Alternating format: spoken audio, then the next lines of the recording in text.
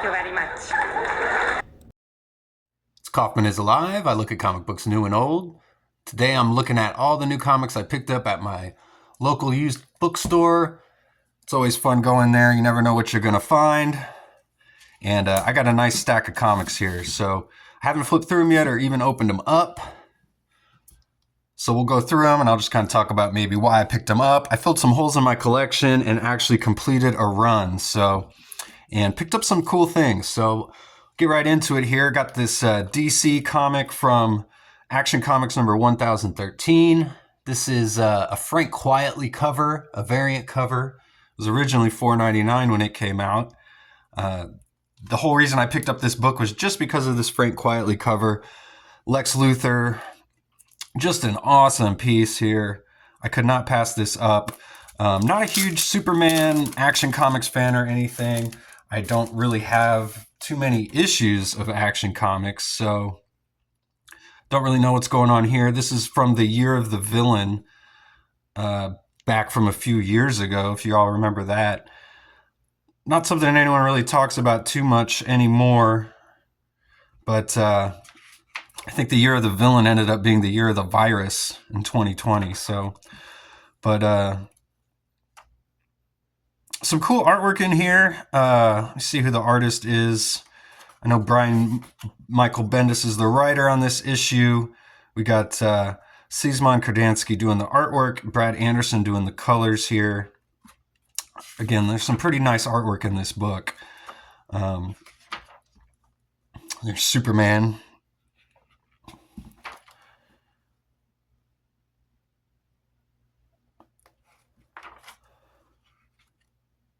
There's an ad for the Year of the Villain. The Batman Who Laughs. That's a pretty cool looking piece there. So yeah, Action Comics number 1013. Just love this cover. Again, Lex Luthor by Frank Quietly. Really nice. Then I picked up JLA number 21 and 23.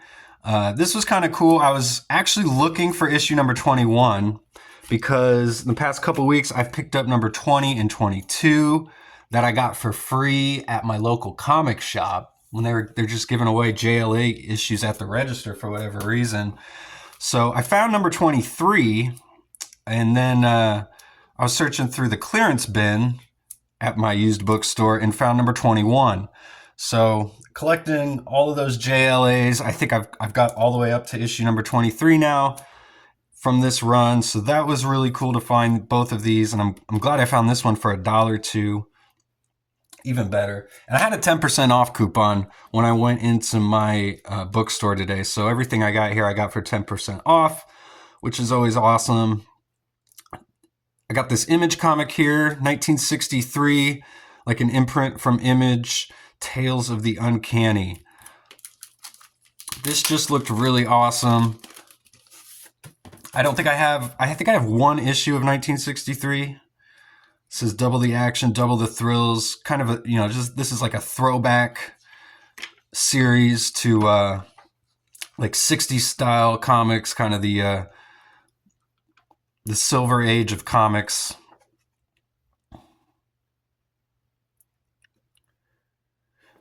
Jim Valentino, I believe, was in charge of this imprint. But here we've got the script is by Al Moore. We got Rick Veitch doing the pencils here, and Don Simpson doing the inks. Can't beat that.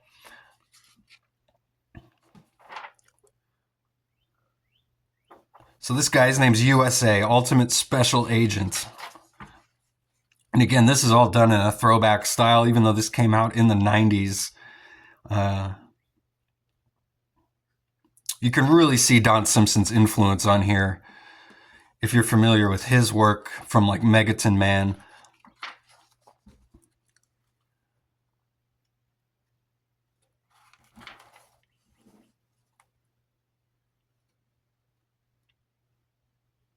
This is just so cool. It's all done in newsprint paper too.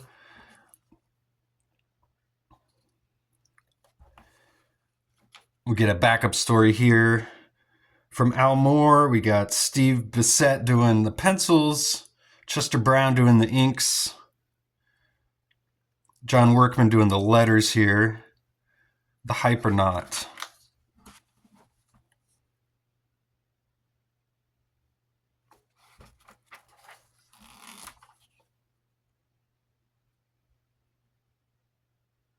So just some really wild stuff. This looks really cool. I can't wait to read this and come out with a review of it for you guys.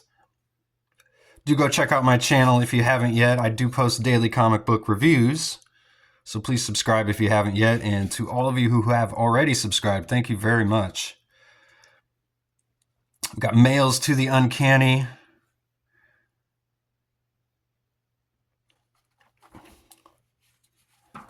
And a nice pin-up in the back here as well of USA. And a fake ad. So this is book 3. It was covered up by the price tag, so I don't think I mentioned that yet. But awesome find here, Tales of the Uncanny. Then I picked up Spawn, number 75. Got Greg Capullo doing the artwork here, along with Todd McFarlane. Get the classic Korn Follow the Leader ad. That is vintage right there. Love that. Todd McFarlane was working with Korn back in the day, so Spawn always kind of has that new metal connection, I suppose. This is definitely kind of a beater copy, though. It's not in great shape at all. But these are hard to find, these issues of Spawn, so I wasn't going to pass it up. I don't have this issue. It says dedicated to Eddie Vedder here. That's interesting. I know Todd McFarlane worked on the Do the Evolution music video for Pearl Jam. So we got Todd McFarlane, Brian Hogan doing the story, Greg Capullo doing the pencils, Dan Miki doing the inks. So good team there. Tom Orzechowski doing the letters. Nice opening page here, just this weird spiral spike. And a great shot of Spawn there. Capullo, these crazy looking mice, or wombats maybe. That's awesome. There's like a little portal in the sky there. Issue number 75. Technically, I mean, the 75th issue is usually some sort of like milestone or change in a story arc for most series. It looks like in this one we're getting Spawn Reborn here. I think this looks like Spawn's first foray into the green world from which has become a huge part of Spawn Comics. So I almost wonder if this is the first appearance of the green world. Man, but Spawn here in the Jesus Christ pose. He's got the a crown of thorns like thing going on here, and just all the characters. What an awesome double splash page.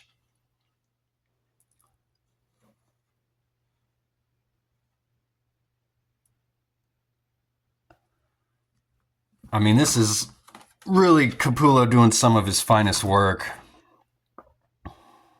Another double splash page, just 2 in a row here. We got Malbolgia. There's Angela down here fighting all these Violator and demons. And another one. Wow. I am so glad I picked up this issue. This is some awesome stuff.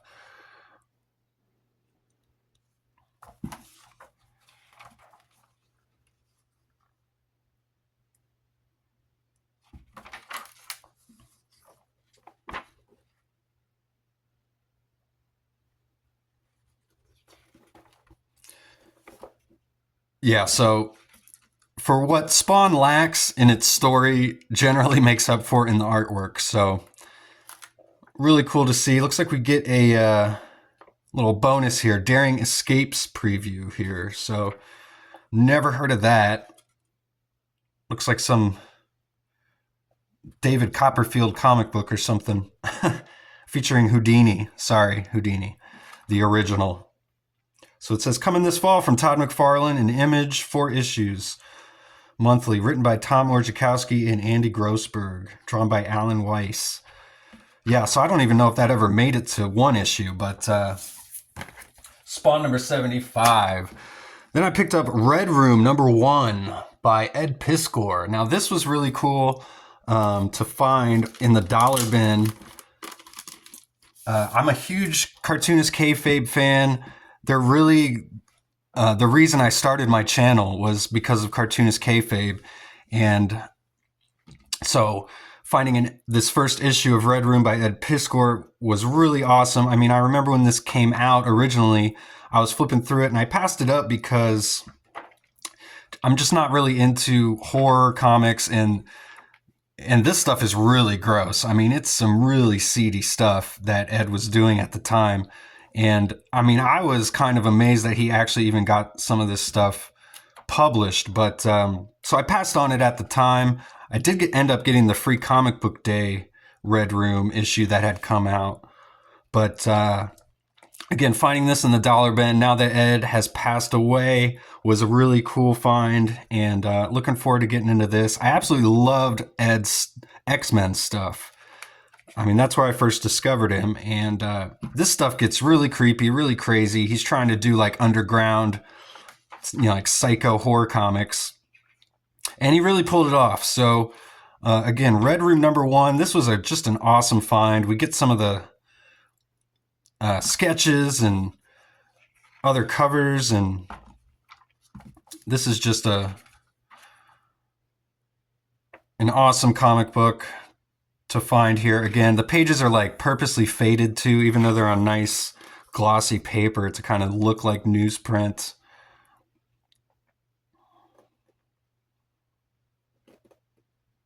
But yeah, I love Ed Piskor's stuff. Red Room number 1. Go check out the Cartoonist Kayfabe YouTube channel too if you haven't yet. They don't obviously post new videos anymore, but they've got a treasure trove of comic book videos up there still, so go check those out. Then I picked up New Mutants number 89 and number 95. These were drawn by Rob Liefeld, and with these two purchases, I have now collected Rob's entire run on New Mutants. So these were the two I was missing. Now you might be asking, you have issue 98, which was that's the key, along with 87, the first appearance of Cable, but 98 is the first appearance of Deadpool. And to be honest, no, I don't have an original copy, but I do have a facsimile of that issue, so I'm going to count that. I'm not going to spend $300 to get New Mutants 98 until I have, an extra $300 to spend, which I don't. So, but I'm going to count that. I've got the full facsimile issue of 98, but some awesome stuff by Rob. Louise Simonson is still the writer here. From how I understand it, Rob kind of kicked her off the book so he could just do it all himself. And I wonder if Rob's doing his own inks here. No, we got Hilary Barta doing the inks. So, and I know Rob loves doing his own inking, so, which he usually still does to this day. But this is really early, and this is like the second or third appearance of Cable right here. This was right after Rob took over on this book. So New Mutants going through a lot of changes. He's getting rid of a lot of the team members here, like Richter and Rusty and Skids, Wolfsbane. So he's changing things up here. Some cool artwork here, though. I just love, Rob's just got such a distinct style. And I really think his early stuff, I mean, he's got different periods like all artists do, but some of his early stuff is just, some of it's really good and some of it isn't. But when it's really good, it's really good. And just the frenetic pace of a Rob Liefeld comic, you really feel it here just flipping through these pages. So got Blob losing some teeth there. New Mutants 89, got number 95 here. This is Extinction Agenda crossover. Part 2 here. We've got Wolfsbane holding on to what's that guy's name? Jeez. Drawing a blank. Warlock. But I wonder if this is Rob. Rob and Joe Rubinstein doing some inks, so maybe a little heavy-handed on the inks because it looks a little different than Rob's normal style, or they're kind of both drawing the pencils here. Everyone's naked. Got to sell those books.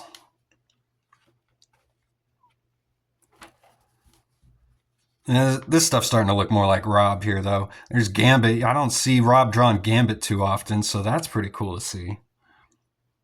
I actually really like his Gambit. I've heard him talk about Rob Liefeld. He doesn't really like Gambit as a character, but whatever. He's one of my favorites. Get a Splatterhouse ad for TurboGrafx 16. For all you kids out there, that's a video game console. But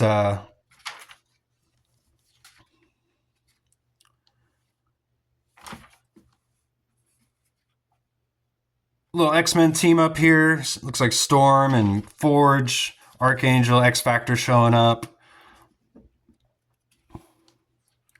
These two are about to leave the book, Wolfsbane and Richter.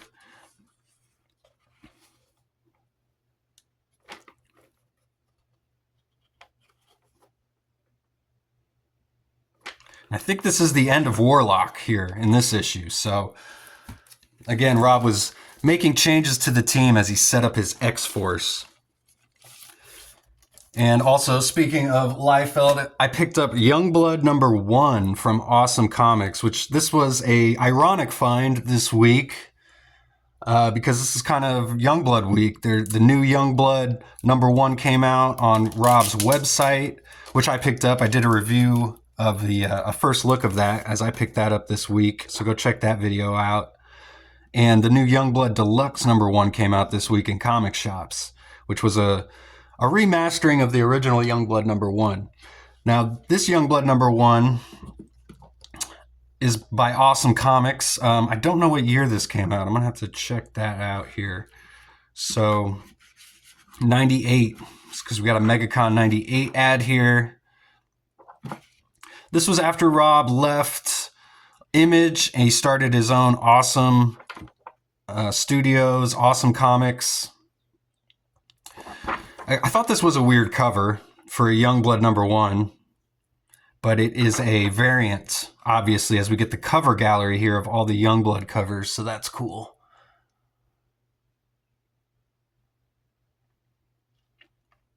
So lots of variants for this first issue. And we got Steve Skroce doing the pencils, and Alan Moore is the writer. So, wow, this is awesome.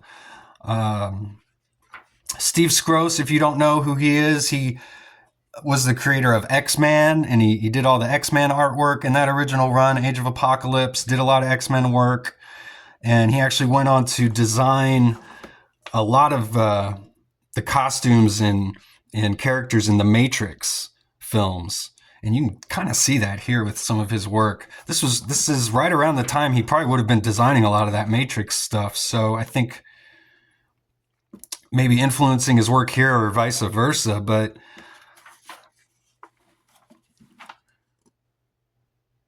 these are just some awesome pencils by Steve Skroce. I can't wait to read this either because we got Alan Moore doing the writing. So really, this just seems like a pretty great reboot for Youngblood. I didn't pick this up when it came out that I ever remember, but I'm looking forward to going back and checking this out along with the new Youngblood number 1 that came out. We got Shaft here, who is the main guy of Youngblood.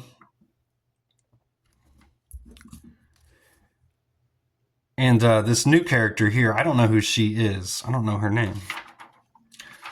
but she is on the cover there. Trying to see if I can find out what her name is. I don't know. She's not a Youngblood character I'm familiar with, but looks like we got Suprema showing up from Supreme.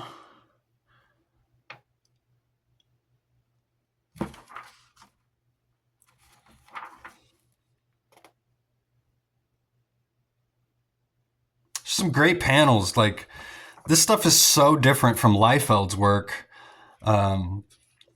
Maybe not the New Mutant stuff, because, I mean, when you look at some of this New Mutant stuff, I mean, he's really taking up space in all the panels, drawing all the backgrounds, which is a criticism I would have of Liefeld today, is he doesn't draw a lot of backgrounds or anything, just focuses on a lot of the figure work. But here we're just getting everything, just all the backgrounds of the computers and the rooms, and it's just really interesting artwork here. Yeah, so I'm just fawning over this book. I did not expect this to be as cool as it is. I did not realize Alan Moore was writing this. So a really awesome creative team on this book. It feels like it's about 30 pages too, so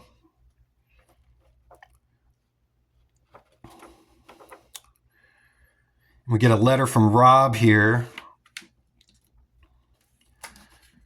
He says, "Hey, we've come a long way, baby," or how this book got into your hot little hands.